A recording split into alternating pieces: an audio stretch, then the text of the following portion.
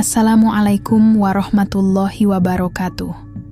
Kembali lagi di channel Suara Mistis. Channel yang menyuguhkan tentang cerita-cerita mistis dan cerita horor yang diangkat dari kisah nyata maupun dari cerita fiksi yang bisa kita ambil hikmahnya dari cerita atau narasi berikut ini dengan nama tokoh dan tempat yang sudah kami ganti. Dalam tayangan kali ini, kami akan menceritakan tentang saat gairah bertemu dengan neraka dan tubuh jadi jembatan antara dunia manusia dan makhluk penggoda. Retno duduk tenang di beranda rumah dinas yang megah namun hampa, diterangi cahaya bulan yang muram di langit Sragen. Angin malam menelusup lewat celah kain batik tipis yang melilit tubuhnya, membuat kulitnya merinding bukan karena dingin, melainkan karena desir rasa yang menyesak dalam dada dan paha. Matanya menatap kosong pada kelap-kelip lampu jalan yang seperti berkedip menahan rahasia. Suaminya, Pak Camat, masih di ruang kerja, seperti biasa tenggelam dalam dokumen, rapat, dan laporan. Tubuh itu, yang dulu pernah menghangatkan malam-malamnya, kini hanya menjadi bagian dekorasi rumah, dingin, kaku, tanpa hasrat. Ponsel di tangan Retno bergetar sekali, lalu senyap.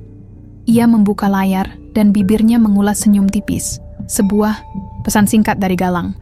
"Nduk, malam ini angin dari Kemukus membawa bau tubuhmu." Jari-jarinya gemetar, bukan oleh takut, tapi oleh getaran ingatan yang tiba-tiba membakar. Galang, lelaki muda penjaga warung kopi, bukan siapa-siapa.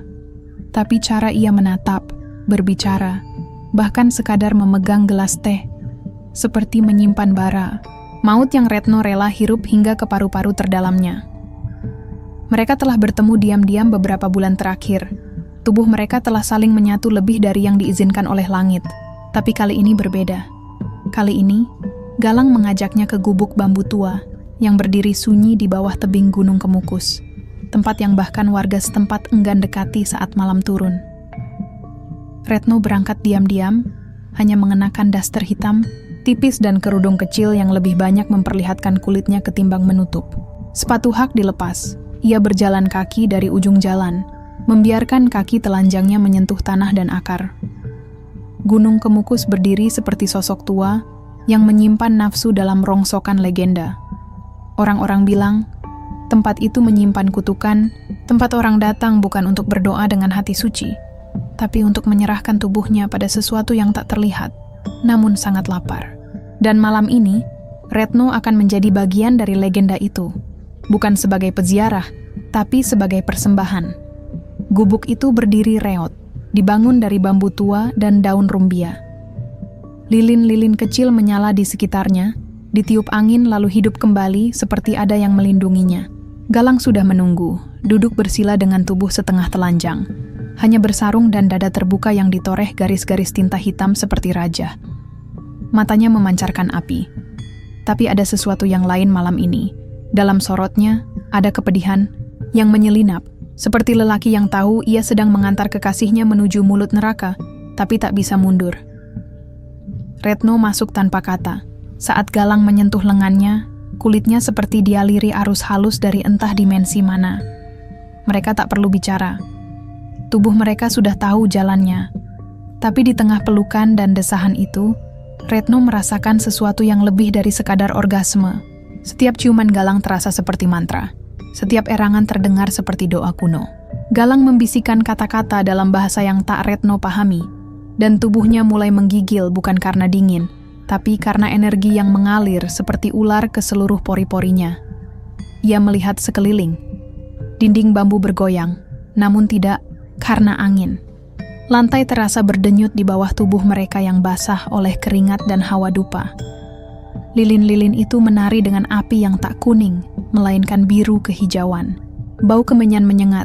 Dan di antara semua itu, Retno merasa seperti sedang berada di antara dua dunia.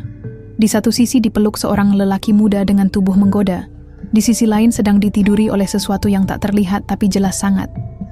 Tua dan lapar. Galang menjerit pelan saat tubuh mereka mencapai puncak. Di luar gubuk terdengar bunyi aneh. Gemeretak roda besi, seperti keranda yang diseret paksa di atas batu. Retno membuka mata, dan sejenak, ia melihat bayangan melintas di luar, tinggi, melayang, membawa sesuatu yang berbentuk seperti peti mati tergantung dengan rantai. Tapi hasratnya belum padam. Tubuhnya meminta lebih, dan ia menyerahkan semuanya, bahkan jika itu berarti menukar cintanya dengan kutukan. Malam itu, Gunung Kemukus berpendar merah, seperti bara dalam tungku dewa-dewa lama yang kembali bangkit. Langit tampak lebih rendah, dan suara lonceng. Sayup namun menggantung, seperti menggiring sesuatu turun dari langit menuju bumi. Ketika tubuh mereka tergeletak dalam diam setelah orgasme terakhir, Retno mencium bau tanah basah yang tak biasa, seperti liang kubur baru saja digali di bawah punggungnya. Ia tak sadar, tapi dalam pelukannya Galang menangis diam-diam. Tangis bukan karena cinta, melainkan karena ia tahu. Ia telah menyerahkan sesuatu yang tak bisa ia ambil kembali. Ia tak mencintai Retno, tidak pernah. Tapi tubuh wanita itu, darahnya, statusnya sebagai istri pejabat, adalah syarat yang ditunggu para penjaga Kemukus. Ia telah menyetujui perjanjian, dan malam ini, kutukannya telah dimulai. Retno tertidur dalam pelukan. Tapi jauh di puncak gunung, keranda tua perlahan mulai melayang, siap menagih upah dari cinta yang dibakar oleh nafsu dan mantra. Dan Gunung Kemukus tersenyum dalam gelap. Malam itu, langit Sragen tak berawan, tapi cahaya bulan tampak seperti luka menganga, pucat, menggigil, mengintip diam-diam dari balik kelam. Gubuk bambu di kaki Gunung Kemukus kembali menjadi saksi dosa yang dibungkus. Gairah dan aroma dupa. Retno dan Galang, tubuh mereka saling melebur, tak sekadar dalam persetubuhan yang menggairahkan, tapi dalam sebuah ritual kuno yang telah lama ditinggalkan manusia, dan kini dibangkitkan oleh syahwat dan kehendak gaib.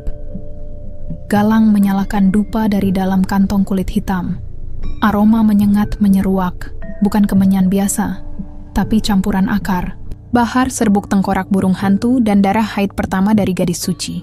Retno menghirupnya tanpa sadar, seperti candu yang memabukkan, membawa pikirannya melayang ke dunia yang samar, seperti antara mimpi erotis dan dunia roh. Keringat Galang menetes di atas dadanya, asin, panas, dan membuat tubuh Retno bergidik dalam kenikmatan aneh.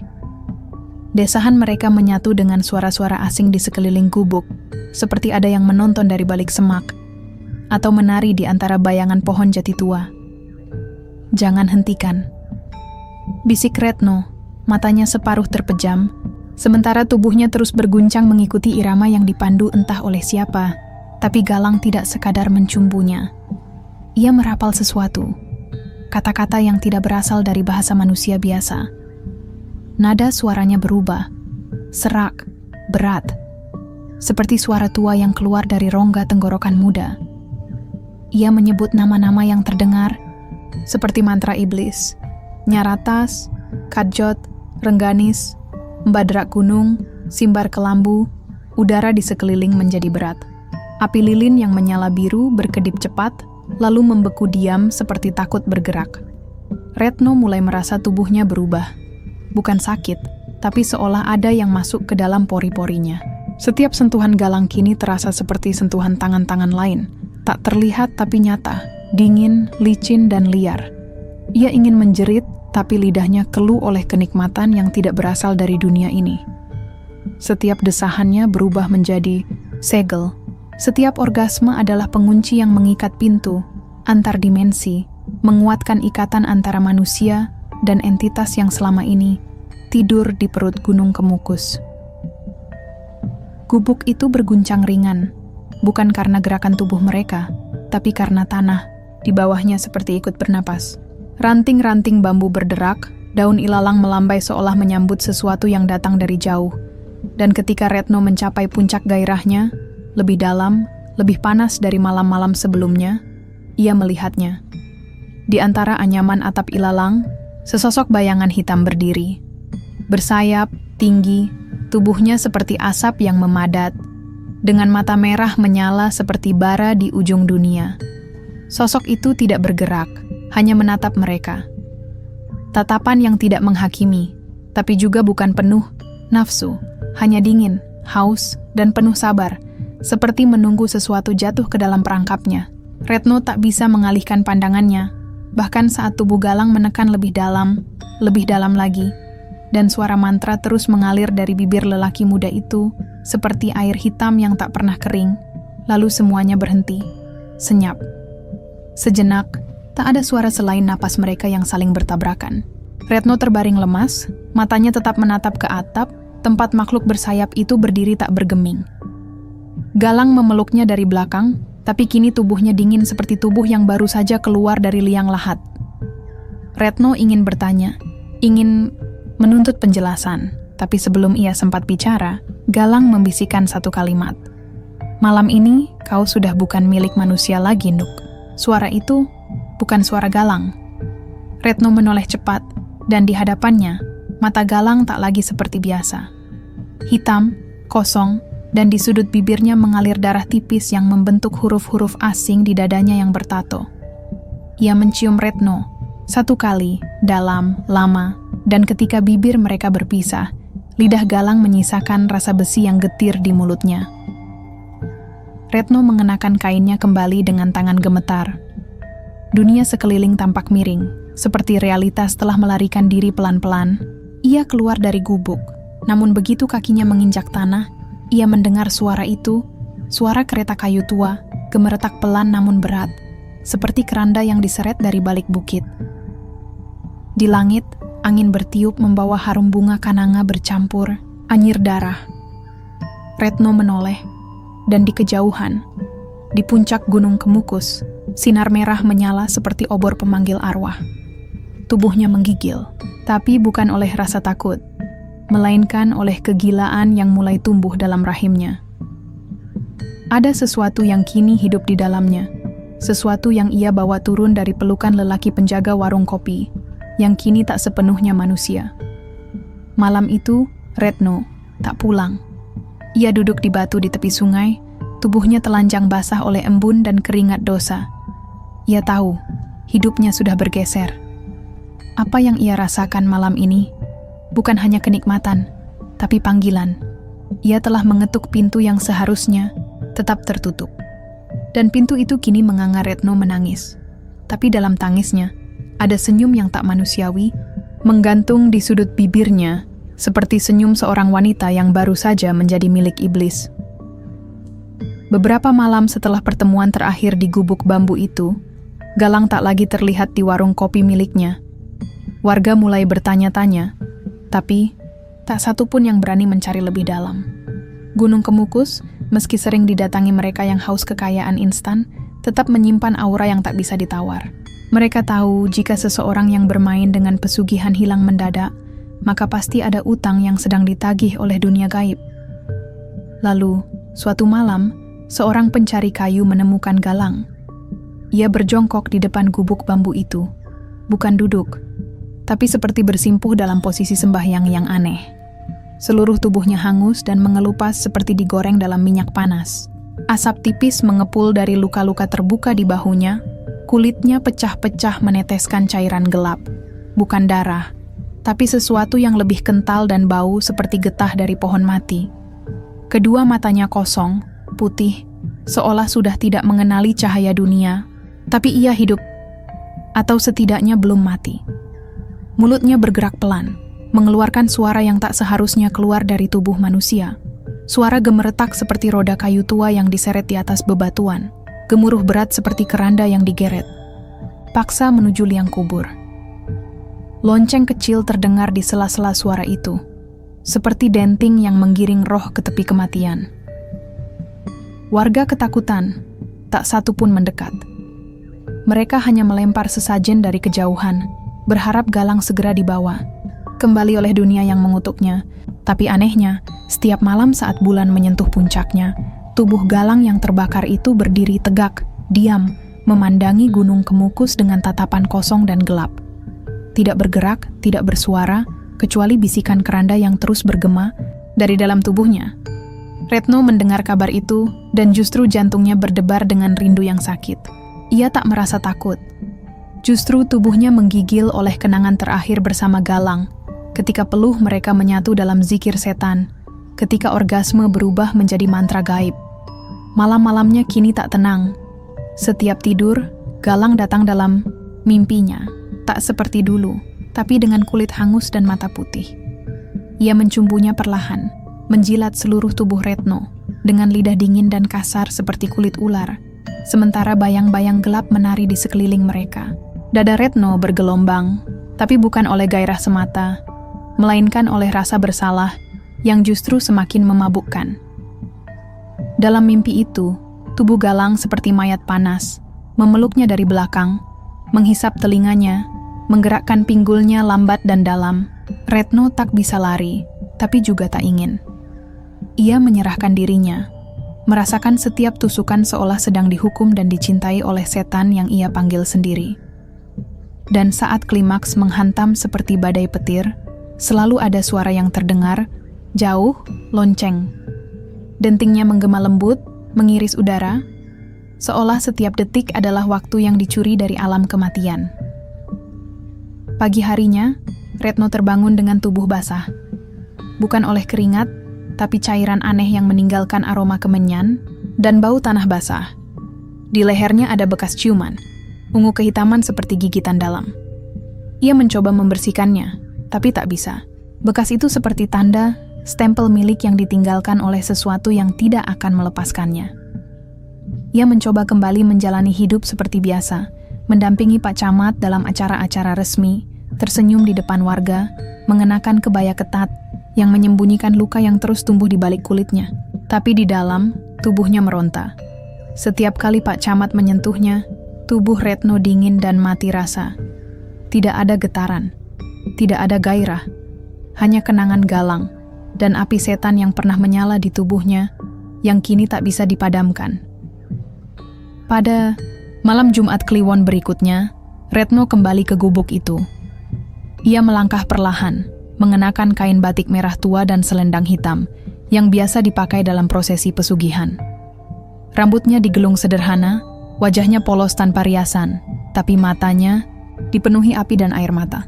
Di tangannya, ia membawa sesajen, bunga 7 rupa, darah ayam cemani, dan segelas air mawar yang telah dicampur darah haidnya sendiri, seperti yang dulu Galang ajarkan dalam canda bercampur desahan.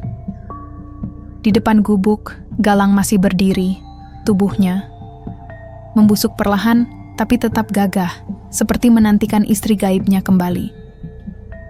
Ketika Retno melangkah mendekat, tubuhnya bergetar, bukan oleh takut, tapi oleh rindu yang mematikan. Ia menyentuh dada Galang yang berlendir, lalu menempelkan bibirnya yang gemetar ke bibir busuk itu. Dunia bergetar. Dari puncak Gunung Kemukus, sinar merah menembak langit, dan lonceng menggema keras sekali, memekakan telinga. Tanah di bawah kaki mereka memanas, dan gubuk itu kembali berguncang seperti malam pertama mereka menyatu. Tapi kali ini, Retno tahu ia tidak akan pulang. Malam itu, desahan dan jeritan Retno bergema lebih lama dari biasanya. Tapi bukan jeritan manusia biasa. Jeritannya adalah perpaduan cinta dan kematian, gairah dan pengabdian. Sebuah pujian kepada makhluk yang menunggu selama ratusan tahun untuk mencumbui manusia dalam bentuk yang paling mentah, nafsu dan dosa. Ketika fajar datang, hanya ada abu dan kain batik merah yang tergantung di bambu gubuk. Retno lenyap. Tapi, setiap malam Jumat Kliwon, jika kau berani berjalan ke kaki Gunung Kemukus, kau mungkin mendengar suara seorang wanita mendesah panjang dan kereta keranda yang bergemuruh pelan, mencari penumpang baru. Retno berjalan di lorong rumah dinas dengan langkah pelan dan napas yang semakin berat. Dinding yang dulu ia hiasi dengan lukisan bunga, kini tampak kusam, seperti ikut menyerap kabut gelap yang membuntutinya sejak malam itu. Ia mencoba kembali menjadi istri Pak Camat yang anggun dan terhormat, mengenakan kebaya, menyajikan teh manis hangat setiap pagi, tersenyum di beranda saat warga lewat. Tapi itu hanya kulit. Di dalam tubuhnya, ada sesuatu yang tumbuh, liar, dan lapar. Setiap malam Retno terbangun dalam keadaan telanjang. Spray basah oleh cairan yang tak bisa ia kenali, harum kemenyan masih tertinggal di rambutnya. Bekas-bekas ciuman menghiasi leher, dada, dan paha bagian dalamnya. Bukan bekas lembut cinta, tapi gigitan liar yang ditinggalkan oleh makhluk yang tak pernah tidur. Kadang-kadang ia merasa ada napas hangat di tengkuknya saat tidur. Kadang tangannya terbangun dalam keadaan terkepal, seperti memegang sesuatu yang besar dan keras. Ia menangis, tapi tubuhnya terus merindukan sentuhan itu.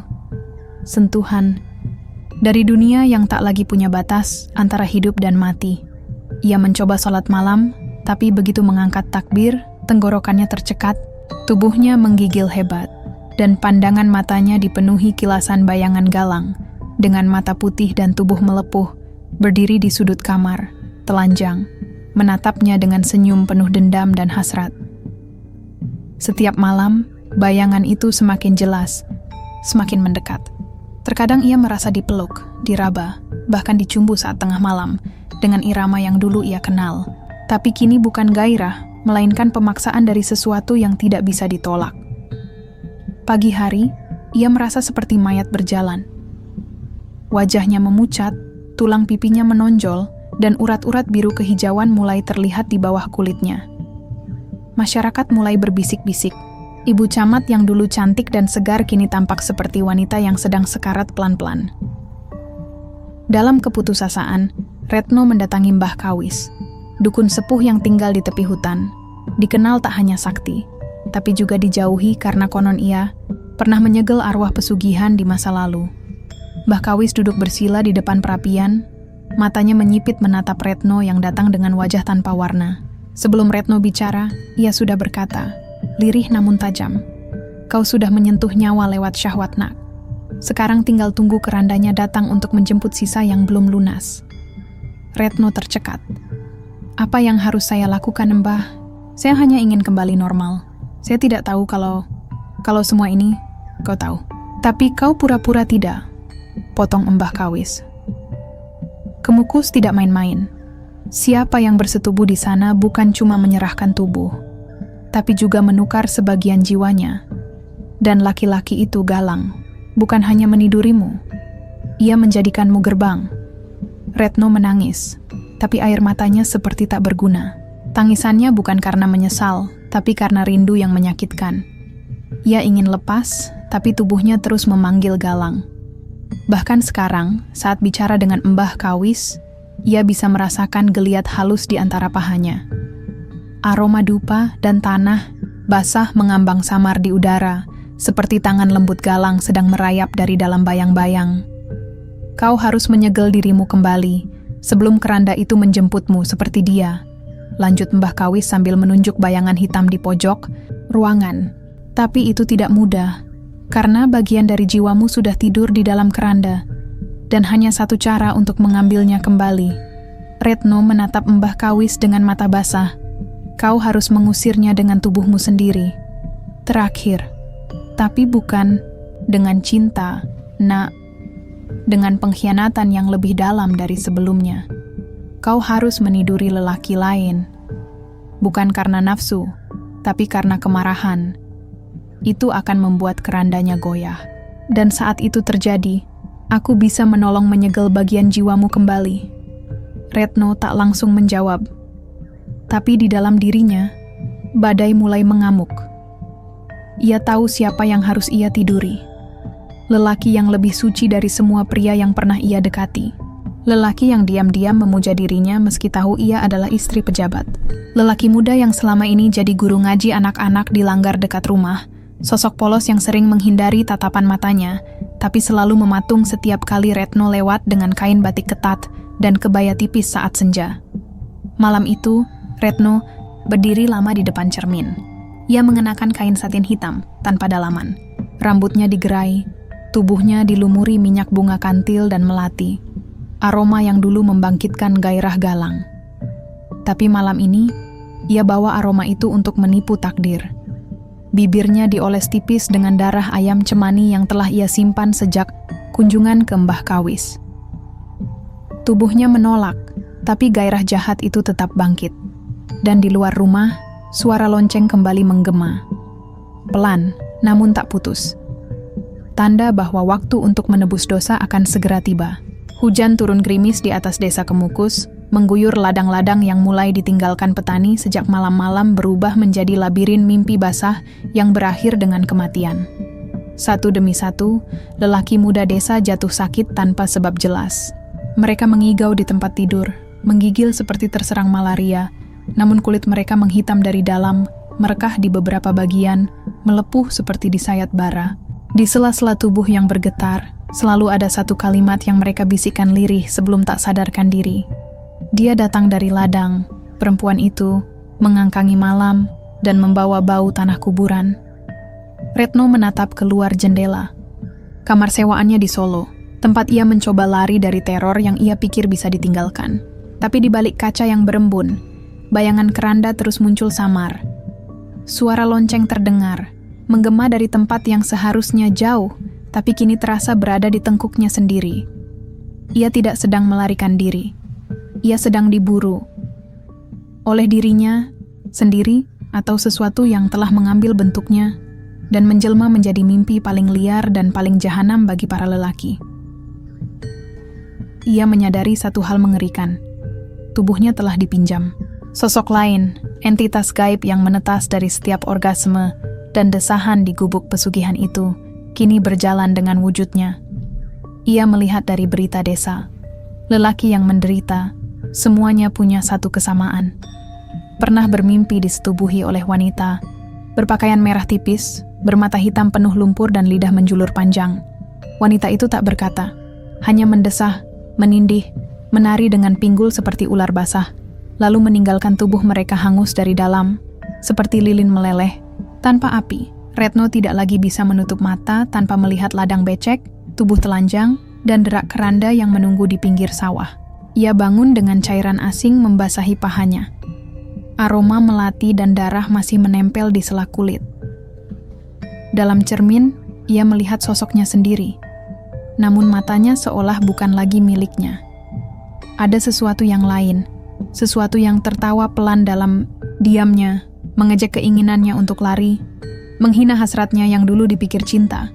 Retno akhirnya kembali. Bukan karena ingin, tapi karena tak ada lagi tempat yang tak dijamah oleh kutukan itu. Gunung Kemukus memanggilnya kembali seperti ibu memanggil anaknya yang durhaka. Desa Kemukus telah berubah. Aroma kematian menempel di daun-daun pisang, suara, belalang pun terdengar seperti rintihan. Malam itu Retno tak datang sebagai istri Pak Camat. Ia datang sebagai pelacur arwah, pembawa sabda dari dunia antara.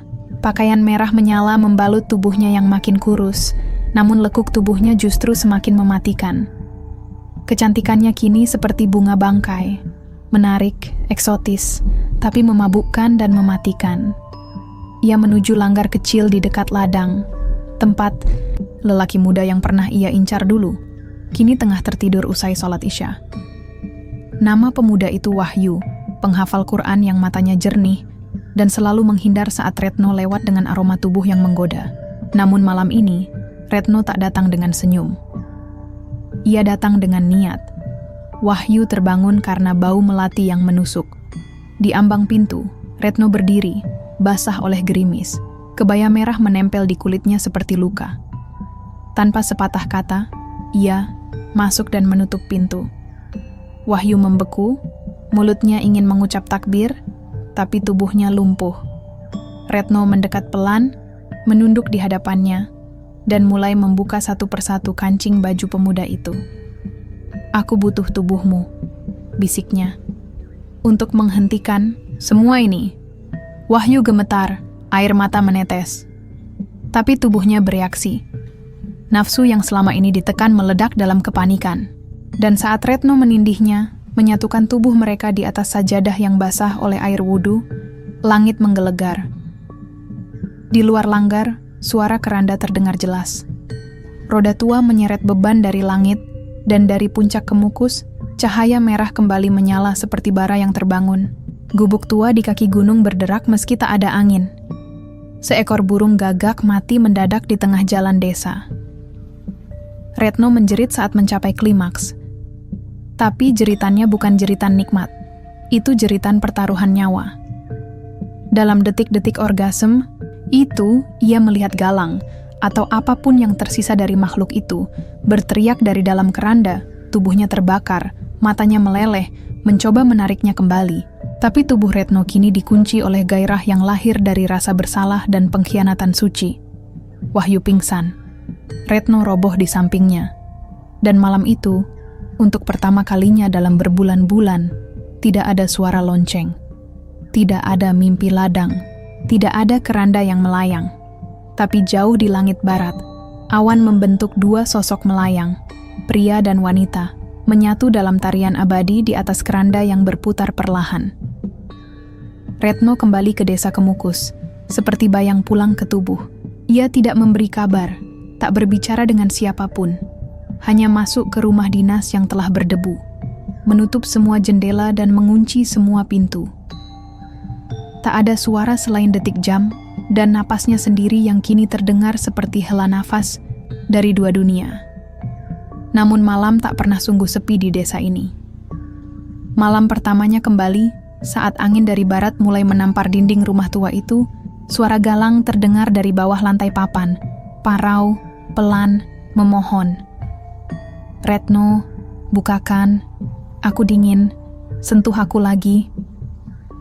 Suara itu seperti keluar dari liang kubur yang belum ditimbun sempurna, basah, dan berkabut. Retno menggigil, tapi bukan karena takut. Tubuhnya bereaksi seperti mengenali nada rintih itu. Putingnya menegang, kulitnya panas seperti diraba oleh sesuatu yang tak kasat mata. Ia menahan diri, tapi malam berikutnya suara itu kembali, dan bayangan keranda mulai melayang di atas atap, menggesek genteng seperti sayap kelelawar yang terlalu besar untuk dunia ini. Ia mulai kehilangan pegangan pada kenyataan. Cermin di kamarnya menjadi media. Ia menuliskan mantra dengan lipstik merah yang mengering menjadi darah. Simbol-simbol kuno, nama-nama yang tak bisa ia ucapkan, muncul begitu saja dari tangannya yang bergerak seolah dituntun. Ia tak lagi tidur di ranjang. Ia tidur di lantai, di atas kain kafan yang entah dari mana datangnya. Dan setiap malam, tubuhnya haus, bukan akan pelukan manusia, tapi akan pelepasan yang lebih purba. Nafsu yang bukan lagi milik wanita pada umumnya, tapi milik sosok yang tubuhnya sudah dirasuki bayang dari Kemukus. Retno meraba dirinya seperti seorang pendeta menyentuh altar keramat. Tangannya menjelajahi tubuhnya dengan lirih, seperti membaca doa dengan jari. Jilatan angin menyusup lewat jendela yang tak sempurna tertutup. Dan setiap kali ia mencapai puncak, ia merasa tubuhnya melesat keluar dari dunia ini, melewati ladang-ladang basah, menembus kabut, hinggap di gubuk bambu di kaki gunung, tempat di mana ia pertama kali menyerahkan tubuhnya pada Galang, dan mungkin juga pada sesuatu yang lebih tua dari Galang sendiri. Di momen itu, di antara orgasme dan kepasrahan, terdengar bisikan. Bukan sekadar nama, tapi ajakan, perintah, kutukan. Kau tubuh yang terpilih, kau jembatan antara daging dan kematian. Buka jalan, buka tubuhmu. Setiap malam tubuh Retno menjadi medan pertempuran. Ia menangis usai melepaskan nafsu, tapi tak pernah bisa berhenti. Ia mencoba menyiram tubuhnya dengan air wudhu, namun air itu mendidih di kulitnya. Doa-doa yang ia hafal dulu kini terdengar seperti ejekan. Hanya ketika menyentuh dirinya sendiri, menyatu dengan kenikmatan yang mendekati kematian, ia merasa bebas. Tapi itu bukan kebebasan sejati. Itu semacam ibadah gelap, persembahan dari tubuhnya yang kini tak sepenuhnya miliknya. Ia tahu, setiap kali ia mencapai klimaks, sesuatu dari puncak Gunung Kemukus datang mendekat. Entah Galang, entah roh pesugihan yang dulu mengintai dari balik, ilalang, entah leluhur cabul yang merasuk dalam tradisi. Tapi yang pasti, saat angin membelai rambutnya dan bisikan itu kembali menyebut namanya, ia tahu, dirinya bukan lagi manusia biasa. Ia adalah altar, nafas, jalan pembuka bagi yang tak bernama, dan malam di desa Kemukus pun tak pernah lagi kembali sunyi. Malam itu, langit di atas desa Kemukus tampak lebih kelam dari biasanya. Warga desa yang kebingungan dan ketakutan menggelar selamatan, berharap agar kutukan yang menyelimuti mereka segera berakhir. Lilin-lilin yang diterangi dengan niat suci padam sendiri, seperti ada tangan tak kasat mata yang menghapus harapan mereka. Kepala kambing yang dipersiapkan untuk sesaji jatuh tumbang sebelum sempat disembelih, Darahnya menggenang di tanah yang mulai terisi aura kematian.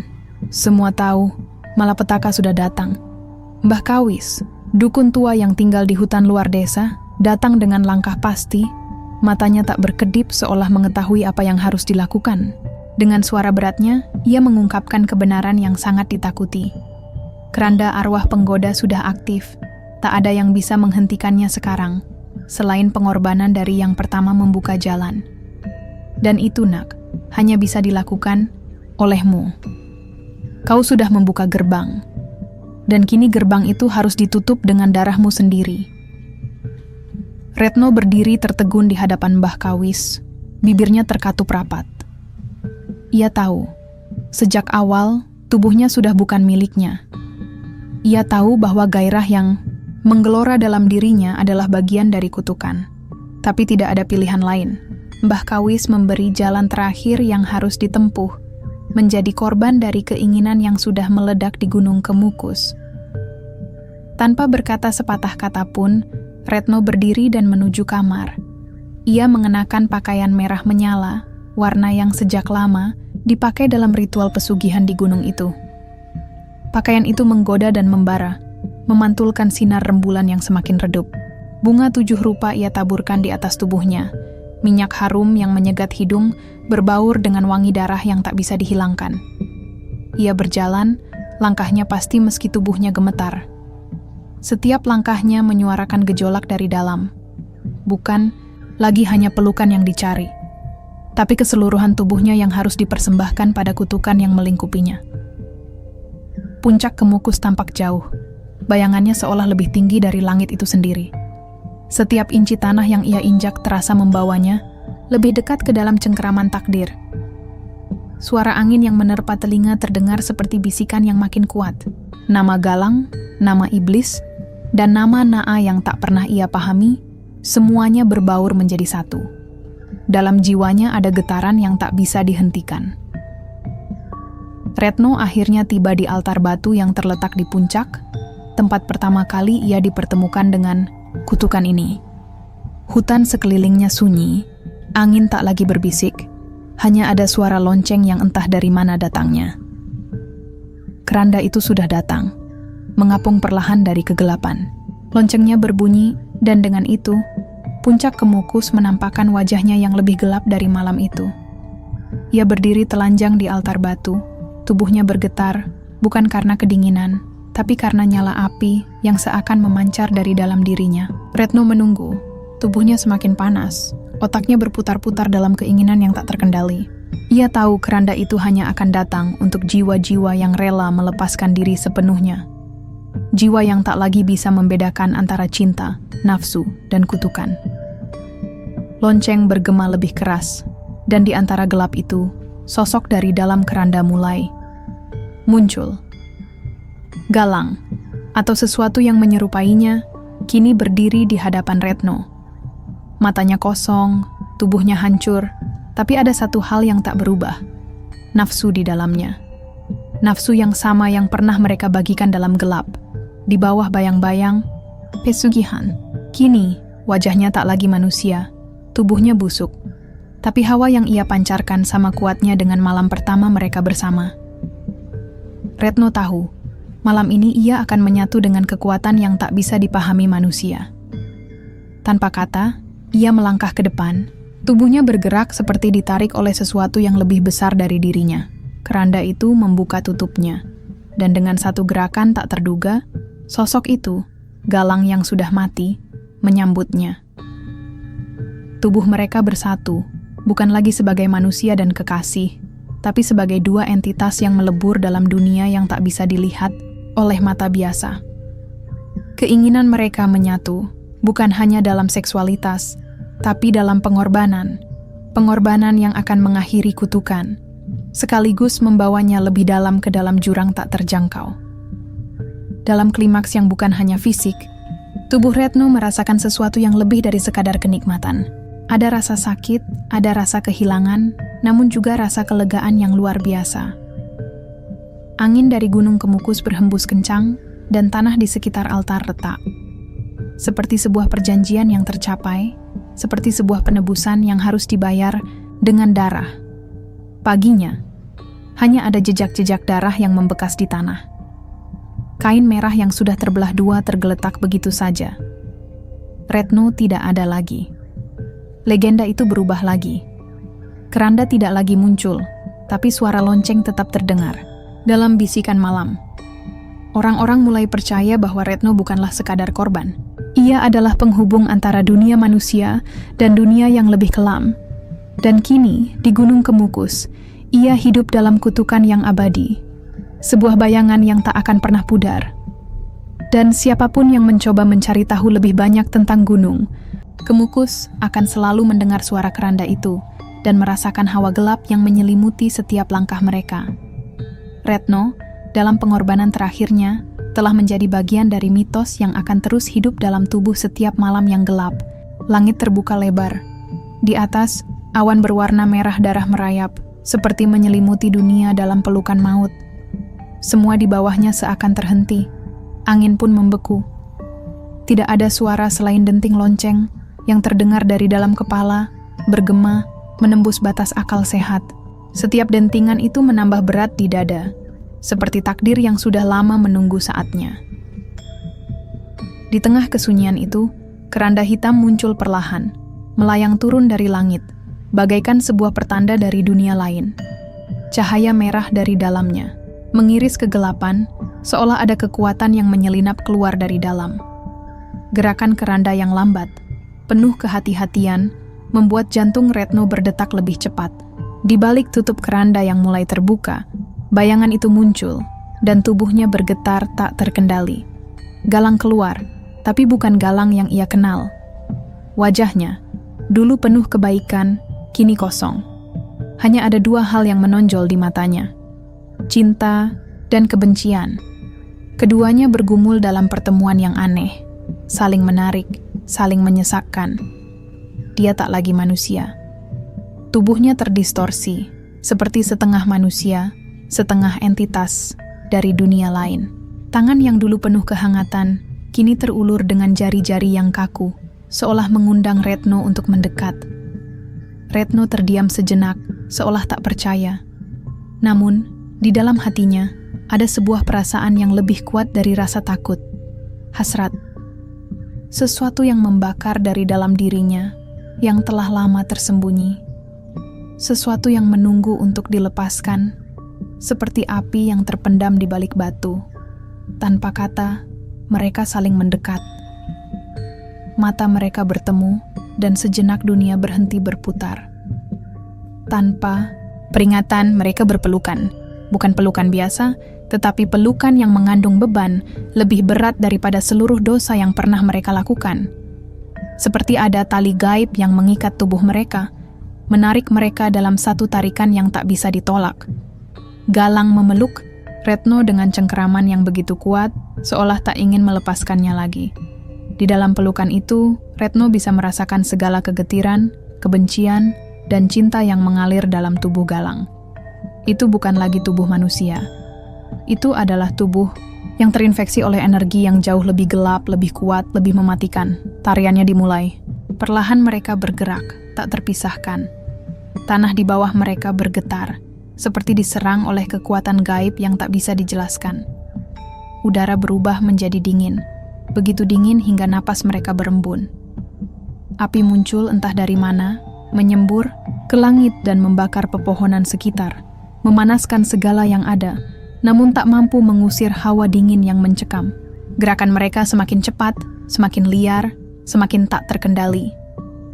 Seperti sebuah ritus kuno yang menghubungkan mereka dengan sesuatu yang jauh lebih besar, lebih kuat, dan lebih jahat daripada yang pernah mereka bayangkan.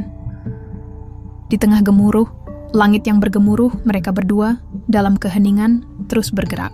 Badan mereka saling bertaut, daging, jiwa, dan energi mereka menyatu. Itu bukan hanya tarian fisik, tapi tarian jiwa. Sesuatu yang lebih dari sekedar sentuhan. Setiap gerakan adalah cumbuan yang menggetarkan batin, setiap pelukan adalah doa, dan setiap bisikan adalah mantra yang memanggil ke dalam kegelapan. Mata Retno terpejam, namun ia merasakan setiap detik yang berlalu.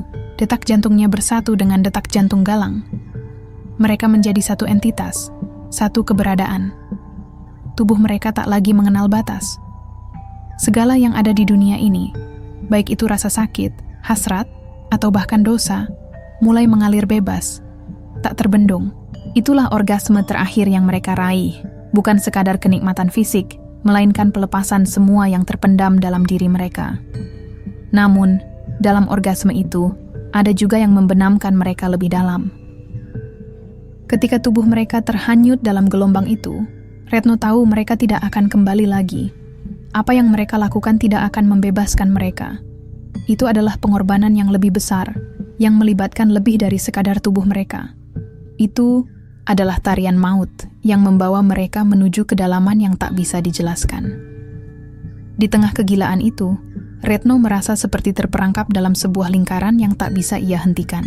Seperti jerat yang semakin rapat, semakin membelenggu. Dia tahu, setelah ini, tidak ada yang akan sama lagi. Dunia yang mereka kenal akan hilang, dan hanya ada kegelapan yang menanti. Apakah itu akan membawa mereka pada pembebasan, atau hanya mengubur mereka dalam dosa yang lebih dalam? Hanya waktu yang akan menjawab. Tarian mereka berhenti, dan di dalam hening yang mendalam, mereka terjatuh ke tanah, lemah dan terbuang. Retno hanya bisa menatap langit yang kini gelap. Tak ada lagi cahaya. Keputusan sudah dibuat. Mereka telah melangkah melewati batas. Tak ada lagi jalan kembali. Pagi itu, matahari tak mampu menembus kabut tebal yang menyelimuti tanah. Di bawahnya hanya ada tanah hangus yang mencakar langit, sisa-sisa kehancuran yang tak bisa dihapuskan. Alam seakan menangis dalam kesunyian, menahan napas seiring dengan jejak-jejak darah yang membekas di tanah, membentuk lingkaran di sekitar batu altar yang retak. Bekas darah itu hitam dan kering, seperti jejak sebuah dosa yang tak akan pernah hilang, tak akan pernah terhapus. Keranda hitam yang dulu menurunkan galang ke dunia ini, kini tak tampak lagi. Hampa, kosong, seolah semua yang pernah ada hanyalah bayangan yang terhapus oleh waktu. Tidak ada jasad, tidak ada sisa-sisa manusia, hanya bau terbakar dan udara yang terhirup begitu berat. Namun, ada satu benda yang tertinggal, tak bisa dijelaskan. Kain merah yang dulu melilit keranda, kini terbelah dua, dengan ujungnya yang tertancap di batang kayu, menggantung tanpa makna, seolah menjadi simbol dari sebuah pengorbanan yang tidak akan pernah terlupakan. Kemukus, tanah yang dulu dipenuhi oleh gairah dan kebencian kini sepi. Namun, seiring dengan berjalannya waktu, sebuah legenda tumbuh. Keranda itu, yang dulu menurunkan cinta dan kebencian dalam satu tarian maut, kini hanya tinggal kenangan, tapi tidak bagi mereka yang cukup berani untuk mencari. Mereka yang datang ke tempat itu, terutama mereka yang mencari cinta dengan cara-cara yang tak biasa, mulai mendengar suara lonceng. Terkadang, suara itu terdengar jelas, bahkan dalam kegelapan malam, seolah menggema dalam jiwa mereka. Suara yang menuntut, suara yang merayu, seolah memanggil mereka untuk datang, untuk melihat sesuatu yang lebih besar, lebih gelap. Mereka yang berani mencumbui pasangan di kaki Kemukus, di tempat yang telah menjadi saksi bisu dari segala kehancuran, mengaku melihat sesuatu yang tak bisa dijelaskan. Sebuah bayangan yang melayang di udara, seperti dua tubuh yang menyatu dalam pelukan abadi, bergerak tanpa suara di atas keranda tua yang terlupakan. Tubuh mereka menyala merah, bercahaya dalam kegelapan, seperti api yang tak bisa padam, seperti api yang membakar dan membakar tanpa akhir. Cinta dan kebencian, syahwat dan azab, semuanya terjalin dalam tarian itu. Setiap gerakan, setiap sentuhan, adalah sebuah kutukan yang menyatu dengan tanah. Mereka yang melihatnya, yang menyaksikan bayangan, itu merasakan sesuatu yang lebih dari sekedar kegilaan fisik. Ada rasa takut, ada rasa hasrat yang menggebu, namun di dalamnya ada sebuah perasaan yang jauh lebih mendalam. Penyesalan. Penyesalan akan apa yang telah dilakukan, penyesalan akan apa yang telah hilang. Mereka tahu bahwa mereka telah melewati batas dan bahwa apa yang mereka saksikan bukanlah cinta biasa. Itu adalah peringatan peringatan bahwa mereka yang melangkah terlalu jauh akan menemui takdir yang sama, terperangkap dalam lingkaran yang tak bisa mereka hentikan. Retno, yang kini telah menjadi legenda, tak lagi sekadar nama.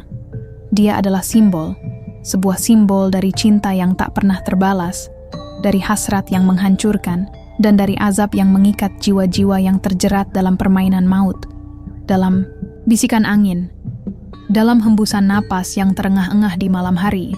Orang-orang mulai menyebut namanya.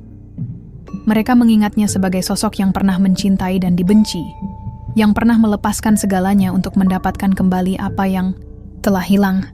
Namun, mereka yang tahu lebih dalam, yang mengenal kegelapan yang tersembunyi, tahu bahwa Retno bukan sekadar legenda. Dia adalah kutukan yang hidup di tanah itu.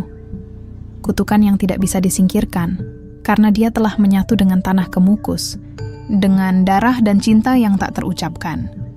Bagi mereka yang mencari, Retno adalah cermin dari kehancuran. Bagi mereka yang berani menghadapinya, Retno adalah peringatan yang keras, bahwa cinta yang terlalu mendalam bisa membakar, bisa menghancurkan, dan bisa membuat segala yang pernah ada hilang dalam kegelapan. Tak ada yang bisa menghindar dari kutukan itu. Tak ada yang bisa lari dari legenda yang kini terpatri dalam tanah Kemukus. Dan begitu, malam demi malam, ketika angin menderu dan langit gelap kembali menyelimuti tanah itu, suara lonceng terdengar. Suara yang membawa bayangan cinta dan kebencian, gairah dan azab. Sebuah tarian yang terus berputar dalam kegelapan, tak berujung, tak berakhir, seperti kehidupan Retno yang kini menjadi simbol antara syahwat dan kehancuran. Tahun-tahun berlalu seperti pasir yang jatuh perlahan, namun kisah itu tetap hidup, tidak pernah benar-benar padam. Waktu hanya mampu mengikis permukaan, namun tak bisa menghapus jejak-jejak yang telah tertanam dalam tanah. Gunung Kemukus masih berdiri, angkuh dan penuh misteri, seperti sebuah luka yang terus berdarah, tak peduli berapa lama sudah berlalu. Tanah itu, yang dulu menjadi saksi bisu dari ritual-ritual gelap, kini menjadi tempat yang selalu dipenuhi oleh mereka yang mencari kekuatan, kekayaan, atau kedamaian yang tak bisa mereka temukan di dunia ini. Ritual pesugihan masih berlangsung, malam demi malam. Mereka datang dengan harapan yang menggebu, dengan tubuh yang tergerus keputusasaan, berharap bisa mendapatkan apa yang mereka inginkan dengan harga yang tak terbayangkan. Mereka yang datang tidak pernah benar-benar memahami apa yang mereka lakukan.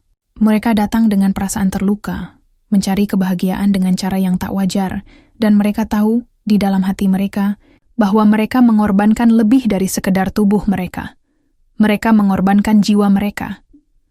Namun di malam yang sangat sunyi, ketika angin berbisik lembut dan bulan menggantung rendah di langit, keranda tua itu kadang tampak kembali. Perlahan, seperti bayangan yang melayang di antara dunia ini dan dunia lain. Tidak ada yang tahu dari mana keranda itu muncul, atau mengapa ia kembali setiap kali waktu merasa cukup untuk membiarkannya menghilang. Tetapi mereka yang cukup berani untuk melihat, mereka yang cukup sadar untuk merasakan, tahu bahwa keranda itu bukan hanya benda mati. Itu adalah pengingat akan apa yang telah terjadi, dan apa yang mungkin akan terjadi lagi. Keranda itu menggantung di udara, seakan-akan menunggu sesuatu. Suara lonceng kembali terdengar, lembut namun penuh daya tarik yang tak bisa ditolak. Suara itu menyentuh jiwa mereka yang datang dengan niat gelap, memanggil mereka untuk mendekat. Dan saat itulah, dalam kesunyian malam yang penuh rahasia, ada desahan yang datang dari arah gunung. Desahan yang tidak berasal dari manusia, tetapi dari entitas yang lebih tua, lebih gelap. Suara itu menggetarkan udara, merayap ke dalam tubuh mereka yang sudah terbuai oleh kekuatan yang ada di sana. Di balik desahan itu, ada sesuatu yang lebih kuat, lebih menggoda, sebuah suara yang penuh dengan hasrat dan penderitaan. Seperti dua dunia yang bertabrakan, saling meremas, menyatu dalam satu kehendak yang tak bisa dihentikan. Suara itu adalah suara perempuan, dan meskipun tubuhnya tidak terlihat, semua yang mendengarnya tahu siapa dia. Retno. Dia yang telah terperangkap di antara dua dunia, terjebak dalam lingkaran yang tak pernah berhenti. Suaranya adalah tangisan, tetapi juga sebuah undangan, sebuah ajakan untuk menari di atas api yang tak pernah padam. Mereka yang berani, yang mencium bau kepanasan dari api, yang terus menyala, merasakan panggilan itu. Keranda itu, meski terlihat usang dan terabaikan, memiliki daya tarik yang luar biasa. Seperti magnet, ia menarik mereka, membimbing tubuh-tubuh berdosa ke dalam tarian yang menggetarkan.